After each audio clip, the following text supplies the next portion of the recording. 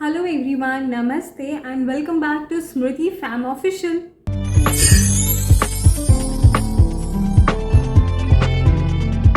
आज हम जिस टॉपिक पे बात करेंगे ना वो टॉपिक सीरियस भी है, उसमें फ़न भी है, उसमें इंजॉयमेंट भी है, उसमें ड्रामा भी होगा। वैसे ही जैसे मेरा चैनल है, मेरे चैनल में भी आपको ये सारे एलिमेंट्स मिलेंगे। वैसे यूट्यूब के जो टेक वाले चैनल्स होते हैं ना, जिनके ऑलमोस्ट 1 मिलियन से ज़्यादा हैं, उनका जो कहना है वो ये है कि आप एक फील्ड लें और उसी के ऊपर वीडियोस बनाएं। बट यार अगर आप एक फील्ड लोगे, देखो आपने टेक ली, क्या आपने टेक में पीएचडी की है? मैंने तो नहीं की, तो मैं एक ही उस पर नहीं बात कर सकती। मतलब मैं आपसे वो शेयर करती हूँ जो मैं जानती हूँ या जो मैं फेस करती हूँ, या मुझे जो मेरी जैसे दादी नानी से शेयर कर सकती हूँ, या जो मेरे पर्सनल डेली लाइफ के एक्सपीरियंसेस होते हैं वो शेयर कर सकती हूँ।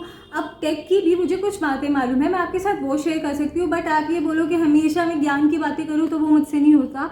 हाँ, बहुत लोग हैं जिन्हें आता है, जिनका चैनल है और वो करते हैं और उनको बहुत अच्छा कर रहे हैं, वो तो ऑल द बेस्ट उनके लिए। बट मेरे लिए ऐसा नहीं है कि मैं एक ही उसमें बात करती रहूँ। मुझे अपना चैनल और आपसे बहुत लंबी बातें करनी है, बहुत लंबा अपना चैनल का जो सफ़र है वो तय करना है। तो इसीलिए एक सब्जेक्ट पे तो बात नहीं होगी मुझसे। लेकिन आज का जो सब्जेक्ट है ना वो बहुत इंटरेस्टिंग है, वो है टीन एज। तो पहले अगर किसी ने मेरे चैनल को सब्सक्राइब नहीं किया, जो टीनेजर्स हैं, जो टीनेजर्स के पेरेंट्स हैं, तो यार कर लो। क्योंकि मैं सिर्फ आज ही सिर्फ टीनेज के बारे में बात नहीं कर रही। मैं आगे अलग अलग टीनेजर, उनकी क्या प्रॉब्लम है, उनकी स्किन केयर, उनकी हेल्थ, उनके सबके बारे में बात करूँगी। तो ये बहुत सारी सीरीज़ बनने वाली है। उसके लिए आपको मेरा चैनल सब्सक्राइब करना पड़ेगा अगर आप वो सीरीज़ देखना चाहते हैं।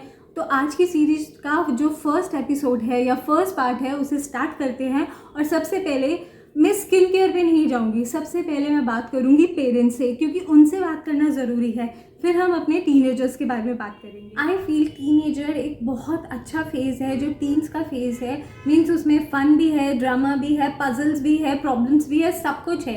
तो ये दोनों के लिए है। बेसिकली बच्चे तो इससे हो ही रहे होते हैं पास थ्रू, बट ये पेरेंट्स के लिए भी होता है। पेरेंट्स अपना टीनेज तो they have lived, that's why अब वो पेरेंट्स हैं। पर बच्चे अभी इससे जा रहे हैं इसलिए वो टीनेजर्स हैं। बट प्रॉब्लम ना दोनों साइड होती है। बच्चों को ये लगता है कि यार जो बातें हम मम्मी पापा से पहले इजीली कर लेते थे, अब वो करने में थोड़ा उनको हेजिटेशन होता है। जब वो बोलते नहीं थे तो भी पेरेंट्स समझ जाते थे, अब उनको लगता है पेरेंट्स वैसे ही समझ जाएंगे। बट पेरेंट्स भी इस टाइम पे ना बहुत पजल्ड अप होते हैं कि हम अपने बच्चे से कैसे बात करें। पहले तो हम ये बोलते थे तो वो समझ जाते थे, सुन लेते थे, अब वो भी, उनमें भी चेंजेस आ रहे हैं, तो हम उनसे कैसे डील करें। तो सबसे पहले मुझे लगता है कि आप अपने चाइल्ड से ना कम से कम क्वेश्चंस पूछना एक बारी में। आई एम नॉट सेइंग कि आप उससे ये मत पूछो आप कहाँ गए, किसके साथ गए, पूछो, but there should be a way. मतलब बहुत प्यार से आप पूछो, ताकि ना पूछने पर उसको बुरा लगे कि ओ मेरे पेरेंट्स मुझे डाउट कर रहे हैं। नहीं तो उसका सेल्फ कॉन्फिडेंस है ना वो लो हो जाएगा। और अगर एक बार बच्चे का सेल्फ कॉन्फिडेंस लो हो गया पेरेंट्स की वजह से,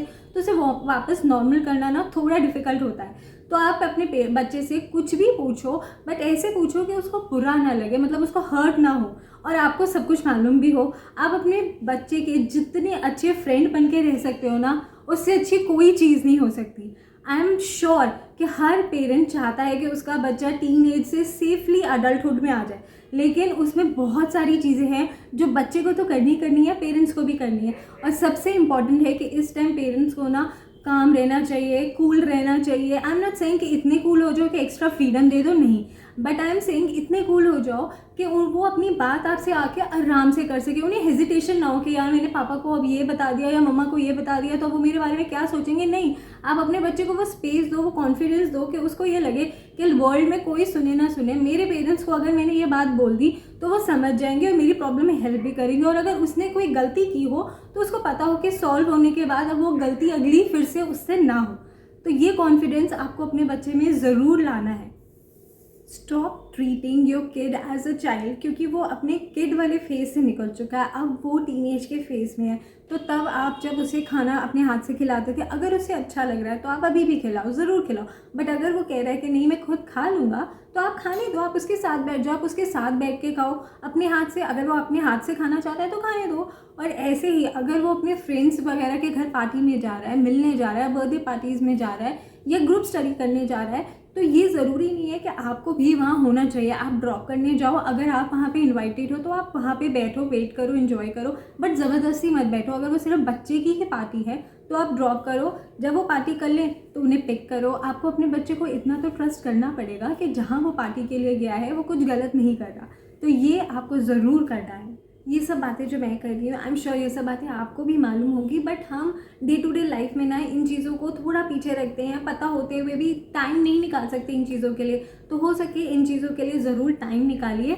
और नेक्स्ट मुझे लगता है कि इसी तरह अगर आपका बच्चा आपके पास कोई बात लेके आया है, वो आपसे बात करना चाहता है, लेकिन एट द सेम टाइम आप अपने काम में, मे बी ऑफिस के वर्क में, घर के वर्क में, किसी भी इंपॉर्टेंट वर्क में बिजी हो और आपको लगता है कि आप बात थोड़ी देर बाद सुन लोगे, आप बोलते हो अभी नहीं, बाद में आना या बाद में बात करते हैं, आप ट्राई करो कि आप उसी टाइम उसकी बात सुन लो। इससे दो चीज़ें होंगी, एक, उसको आपसे बात करके अच्छा लगेगा क्योंकि वो डायरेक्ट आपके पास आया, किसी और के पास नहीं गया अपनी बात करने। दूसरा, उसको लगेगा कि आपने वर्क के ऊपर जो एक्चुअली में इम्पॉर्टेंट था, जो उसे भी मालूम है कि इम्पॉर्टेंट होगा, उसके ऊपर आपने उसको रखा है, तो उसका जो कॉन्फिडेंस है ना वो बढ़ जाएगा और वो आपसे अपनी पर्सनल जितनी बातें हो सकी ना उतनी करेगा। तो आप ये ज़रूर करें। I am sure this will give you good and positive result.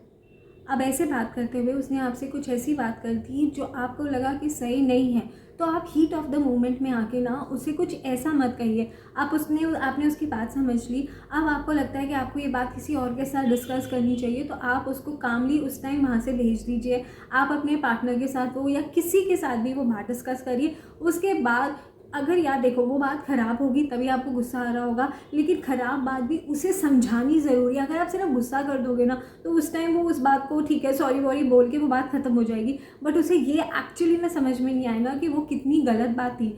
वो अगर आपको उसे समझाना है तो आपको ऐसी सिचुएशंस को ना कामली हैंडल करना पड़ेगा। स्पेशली इस टाइम बच्चों के हार्मोन्स चेंज हो रहे होते हैं, they are going through a lot of things. तो आप इस सिचुएशन को जितनी कामली हैंडल करोगे, जितनी कामली आप उसे ये समझाओगे कि आपने जो बात मुझे बताई वो बात एक्चुअली में रॉन्ग है और उसको ऐसे नहीं ऐसे होना चाहिए, बट गुस्सा करके नहीं। और मैं ये भी नहीं कह रही कि प्यार से समझाओ, प्यार से भी उसे कभी समझ नहीं आएगा, गुस्से से भी कभी समझ नहीं आएगा।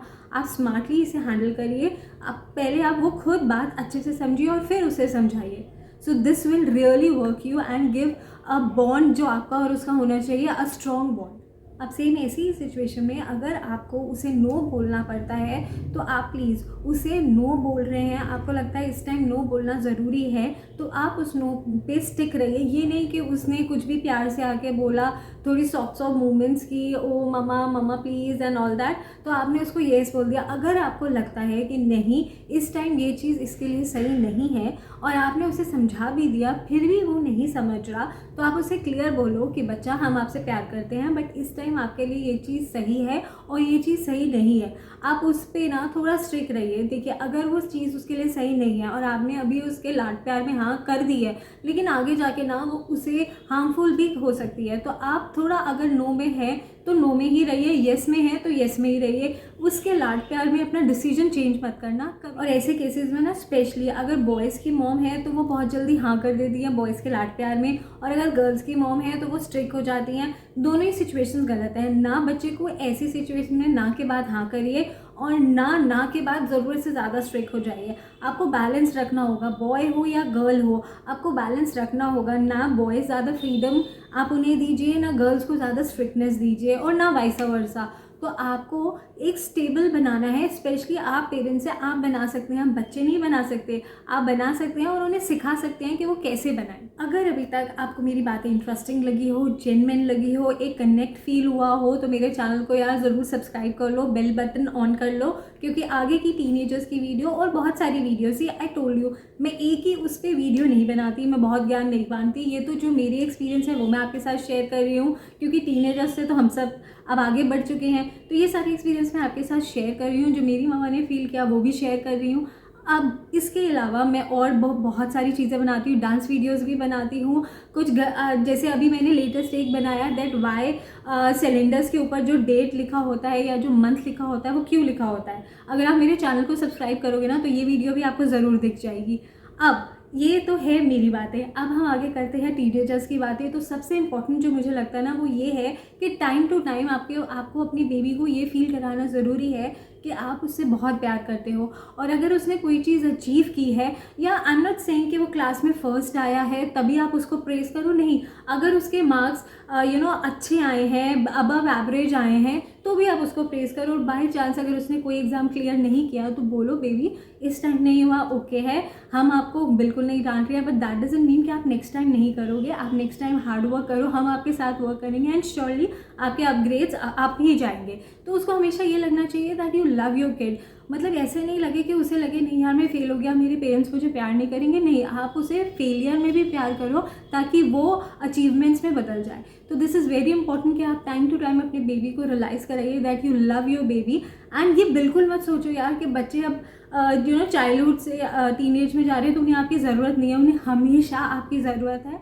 सी every human in every age need their parents. आप बच्चा ले लो, टीनेजर ले लो, अडल्ट ले लो, मिडिल मैन ले लो, या बिल्कुल ओल्ड में ले लो, सबको अपने पेरेंट्स की ज़रूरत होती है। तो ऐसा कुछ नहीं है कि कोई टीनेज में है तो उसे पेरेंट्स की ज़रूरत नहीं है, उसे बिल्कुल ज़रूरत है, क्योंकि उसकी बॉडी में भी चेंजेस आ रहे हैं, उसकी लाइफ में भी चेंजेस आ रहे हैं। तो कई बार चिड़चिड़े हो जाते हैं और पेरेंट्स के पास भी बहुत काम होता है, इसलिए गुस्सा आ जाता है। बट यार जब ये दोनों चीज़ें क्लैश करती है तभी प्रॉब्लम होती है। तो एज आई सेड कि पेरेंट्स को ही थोड़ा कामली काम करना पड़ेगा। बच्चे इतना प्रेशर नहीं ले सकते यार, स्कूल का भी लेंगे, पढ़ाई का भी लेंगे, बॉडी में चेंजेस का भी लेंगे।